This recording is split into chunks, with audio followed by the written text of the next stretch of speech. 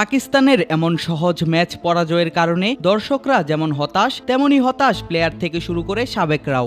নিজের social media প্রোফাইলে এক ভিডিও পোস্ট করেন পাকিস্তানের সাবেক বোলার শোয়েব আখতার। ক্যাপশনে লিখেন, পাকিস্তানের খেলা দেখার পর মাথায় শুধু হতাশা এবং ব্যথা, এই দুটো কথাই ঘুরতে থাকে। ভিডিওতে দেখা যায় ভারতের বিপক্ষে ম্যাচ হেরে বিমর্ষ হয়ে আছেন এক সময়ে ব্যাটারদের মনে কাঁপন ধরানো এই বোলার।